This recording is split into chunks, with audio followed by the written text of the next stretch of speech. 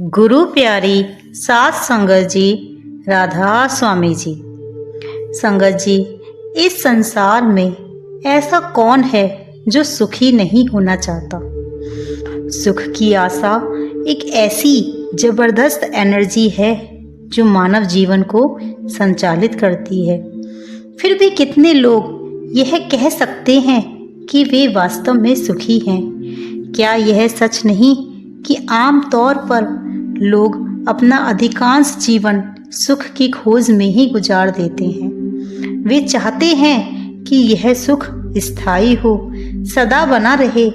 वह सुख को कई तरह से खोजते हैं, रिश्ते नातों में, काम धंधों में, धन कमाने में, भोग विलास में, किताबें पढ़ने में, नशीले पदार्थों के सेवन में, बाहर होटलों में खाना खाने में, खरीदारी में, सत्ता में, लोकप्रियता में। दरअसल इन सब का संबंध संसार के बाहरी पदार्थों से है। इसका आशय यह है कि हम यह सोचते हैं कि सुख सांसारिक पदार्थों से ही मिलता है। कभी कभी कुछ समय के लिए इंसान को ऐसा लगता है कि उसने वह पा लिया जिसकी उसे तलाश थी, किंतु दूसरे ही क्षण यह एहसास ही नहीं रहता कि उसने कुछ पाया भी है। समस्या तो यह है कि यदि सांसारिक चीजों से थोड़ी बहुत संतुष्टि मिल भी जाती है तो वह ज्यादा देर तक कायम नहीं रहती। देर सबेर किसी और चीज की जरूरत महसूस होने लगती है और फिर से सुख को नया साधन खोजना पड़ता है। जो मिल गया है उससे तो मन ऊब जाता है और इंसान एक बार फिर एक कमी सी, एक निराशा सी महसूस करने लगता है। कुछ नया पाने के लिए एक बार फिर वह भार संसार में भाग दौड़ करता है। अगर एक नई गाड़ी खरीदकर हम खुश हो जाते हैं तो साल भर में ही यह खुशी फीकी पड़ जाती है और गाड़ी एक पुराना मॉडल बनकर रह जाती है जो अब मन को इतना नहीं भाती। यही हाल रिश्ते नातों का है, व्यापार व्यवसाय मनोरंजन आदि का है और हर उस वस्तु का है जो पैसे से खरीदी जा सकती है या जीवन को रोमांचित करती है। अब मन में यह सवाल उठता है, क्या इस दुनिया में ऐसा कोई सुख भी है जो स्थायी हो, अनंत हो? मन जवाब देता है, हाँ, ऐसा सुख संभव है, बस अगर हालात बदल जाएं। अगर मुझे पदोन्नति मिल जाए, मेरी प्रोग्रेस हो जाए, मेरा वेट घट जाए तो मुझे सही साथी मिल जाएगा। मगर दुनिया में सब कुछ वैसा नहीं होता जैसा हम चाहते हैं और इस तरह एक बार हम फिर असंतुष्टि के घेरे में आ जाते हैं। फिर अगला प्रश्न यह होना चाहिए कि कहीं ऐसा तो नहीं कि हम सुख की तलाश ही गलत जगह खोज रहे हों। इसका उत्तर पाने के लिए हमें पहले एक अन्य प्रश्न का उत्तर देना होगा कि वास्तव में मैं कौन हूँ, मैं क्या हूँ, हमारी वास्तविकता वास्तव में है क्या। यदि हम एक शेर को पकड़कर सर्कस के पिंजरे में बंद कर दें तो क्या हम उस जानवर की वास्तविक शक्ति का अनुमान लगा पाएंगे? यदि हम ताजे पानी की मछली को समुद्र में डाल दें तो क्या वह जिंदा रह पाएगी? शेर कैद में तड़पेगा और मछली तो मर ही जाएगी। ऐसा इसलिए होगा क्योंकि अपनी अपनी प्रकृति के अनुसार हर जीव की कुछ विशेष आवश्यकताएं होती हैं। इंसान होने के नाते हमारी आवश्यकताएं क्या हैं?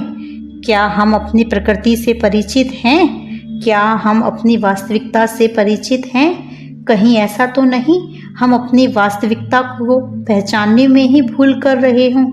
शायद इसीलिए हम स्थायी सुख पाने में असमर्थ हैं, सच्चा सुख पाने में असमर्थ हैं।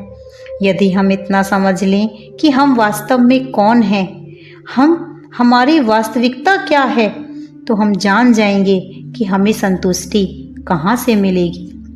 इसके लिए संत महात्मा हमें समझाते हैं कि अज्ञानी मनुष्य इस संसार को सत्य समझता है वह किताबें, ग्रंथ आदि लिखकर लोगों को तो ज्ञान देता है और खुद विषय भोगों में लिप्त रहता है, लेकिन जिसे अपने अंतर में परमात्मा का ज्ञान हो जाता है, वह संसार की वास्तविकता को प्रत्यक्ष देख लेता है। वह सुख दुख की अवस्था से ऊपर उठ जाता है। काल उसे अपना ग्रास नहीं बना सकता। जैसे बच्चा पानी में अपनी परछाई देखकर डर जाता है, लेकिन जब उसे वास्तविकता का पता चलता है तो उसे उसका डर दूर हो जाता है। इसी प्रकार अज्ञानी जीव भवसागर से डरता है। जब इसे संसार से पार हो जाने के साधन का ज्ञान हो जाता है तो उसे यह बोध हो जाता है कि यह संसार एक भ्रम है। तब वह अपनी नासमझी पर बड़ा शर्मिंदा होता है। फिर भ्रम और भय पंख लगाकर उसके उड़ जाते हैं। आगे संत महात्मा हमें समझाते हैं कि मनुष्य जन्म का अमूल्य समय शीघ्रता से बीता जा रहा है। बीत चुका समय दोबारा वापस नहीं मिलने वाला, ना ही आने वाला है, और ना ही मनुष्य जन्म का अमूल्य अवसर बार बार मिलने वाला है। संसार मदारी के खेल के समान है। इसे सत्य समझने के भ्रम में नहीं पड़ना चाहिए। अंत समय में जब यमदूत लेने आ जाते हैं तो ना तो संसार की कोई वस्तु साथ जाती है और ना ही कोई मित्र, कोई रिश्ते नाते सहायता कर सकते हैं। इसलिए हमें संतों की शरण प्राप्त करके प्रभु भक्ति में लगना चाहिए, ताकि संसार में आने का हमारा जो असली उद्देश्य है उसे पूरा करके अपना अनमोल जन्म सफल कर सके। आगे संत महात्मा हमें समझाते हैं कि प्रभु भक्ति के लिए जो हमें संत महात्मा प्रेरणा देते हैं कि जब संसार के भोग और संबंध क्षण भंगुर हैं और यह शरीर जिसे हम अपना समझते हैं वह भी सच्चा और स्थायी नहीं है, तो इस जगत का मोह त्याग कर परमात्मा के नाम की आराधना करनी चाहिए। जब यह प्रभु भक्ति में लीन हो जाता है तो मन में वैराग्य उत्पन्न हो जाता है। तब इसे ज्ञान होता है कि यह संसार नाशवान है, स्थायी तो केवल आत्मा है। संत जन यही नहीं कहते कि संसार के कामकाज छोड़ दो या अपनी संसारिक जरूरतों की तरफ ध्यान ना दो, ना ही वे घर गृहस्थी को की जिम्मेदारियों से मुंह मोड़ने का उपदेश देते हैं। वे तो हमें समझाते हैं कि मनुष्य जन्म का मुख्य उद्देश्य प्रभु की भक्ति करके उससे मिलाप करना है।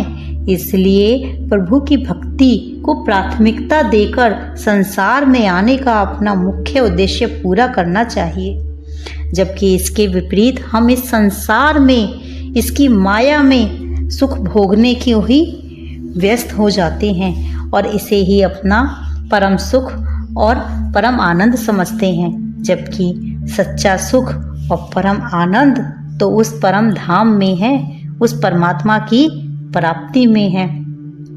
हम बार बार हम कर्म करते हैं, ना जाने हमने कितने कर्म ऐसे करे होंगे, कितनी योनियों का हमारा जन्म हुआ होगा। कभी हम कीड़े बने होंगे, ना जाने कभी वृक्ष बने होंगे। हमने कितने दुख सहे होंगे, कितने कष्ट सहे होंगे, जब जाकर हमें ये मनुष्य जीवन मिला है। मनुष्य जन्म हमें 84 लाख योनियों का कर्मफल भुगतने के पश्चात मिलता है, जिसके कारण हमें इस जन्म में अपने आप को समझ लेना चाहिए, अपनी वास्तविकता को जान लेना चाहिए। हमारी वास्तविकता यह है कि हम तो एक जीवात्माएं हैं, जिसका काम है आत्मा को परमात्मा से मिलाना। यदि हमारी आत्मा परमात्मा से मिल जाती है और आत्मा का परमात्मा से मिलाप हो जाता है तो हम अपने इस आवागमन से मुक्त हो जाते हैं। मनुष्य इस संसार में सांसों की अमूल्य पूंजी लेकर आया है, इसलिए इस पूंजी का वास्तविक उद्देश्य प्रभु भक्ति का व्यापार करना है। अज्ञानतावश हम यह समझने का प्रयत्न ही नहीं करता कि प्रत्येक सांस हीरे पन्नों से अधिक मूल्यवान है और हम इन्हीं हीरे पन्नों में लगे रह जाते हैं, जबकि हमारी सांसें अधिक मूल्यवान हैं। यदि हमारी सांस रुक जाए तो चाहे कितनी भी दौलत क्यों ना हो, वह हमारी सांसें नहीं लौटा सकती। हम बैंक में पड़े अपने बैलेंस को चेक कर सकते हैं, लेकिन अपनी सांसों के बैलेंस को चेक नहीं कर सकते। इसलिए हमें अपनी वास्तविकता को समझ जाना चाहिए कि सच्चा सुख केवल परमात्मा की भक्ति में ही है, क्योंकि हमारी वास्तविकता यह शरीर नहीं, यह शरीर जो सिर्फ हमें दिखाई देता है वह क्षण भंगुर का है। कुछ समय के पश्चात यह शरीर समाप्त हो जाएगा। हमारे अंदर सिर्फ और सिर्फ केवल हमारी आत्मा है, जो फिर किसी नए शरीर में जाएगी, फिर किसी नए जन्म में आएगी। यदि उस आत्मा की संतुष्टि हमें करनी है तो हमें परमात्मा की भक्ति करनी है। इसलिए साथ संगत जी, हमें सिर्फ और सिर्फ अपने सतगुरु के हुक्म में रहना है। संत महात्मा कहते हैं कि संतों की बताई युक्ति को सिर्फ अपनाना है और उनके हुक्म का पालन करना है। नाम दान जिसे मिल जाता है वह एक अमूल्य पूंजी पा लेता है, उसे एक अनमोल युक्ति मिल जाती है, तो उस युक्ति का अपना फ़ायदा उठाना चाहिए और हमें अपने सतगुरु की बताई युक्ति के जरिए प्रभु की भक्ति करनी चाहिए। नाम का सिमरण करना चाहिए। नाम का सिमरण करते करते हमारा मन अपने आप ही इन सांसारिक सुखों को से वैराग्य कर लेता है।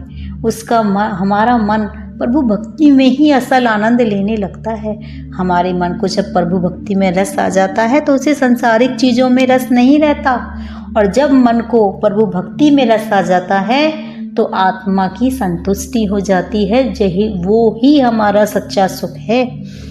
तो साथ संगत जी, इस संसार में परम सुख केवल और केवल नाम भक्ति में ही है। आत्मा की संतुष्टि ही परम सुख है। साथ संगत जी, यदि आप सभी को मेरी वीडियो पसंद आई हो तो कृपया लाइक, शेयर एंड सब्सक्राइब कर कमेंट में राधा स्वामी जी लिखकर जरूर जाना जी, और कृपया अपने शहर का नाम भी जरूर बताएं, जिससे हमें यह पता चल सके कि हमारी वीडियो किस किस शहर में देखी जा रही है। राधा स्वामी जी।